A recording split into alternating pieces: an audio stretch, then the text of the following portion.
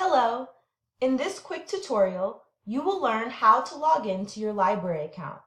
The first step is to go to the library homepage at saic.edu/library. Once on the homepage, you can access your account by looking for the My Account tab, which is here under the Quick Links menu on the right-hand side of the page.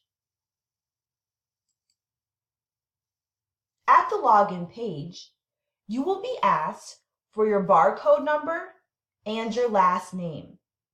The barcode number is the number on the back of your student ID. It's a long 14-digit number next to the word library. Type in the number on the back of your student ID card.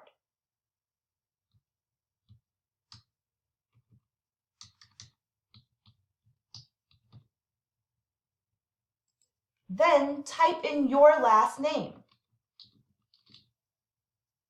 Click the Login button.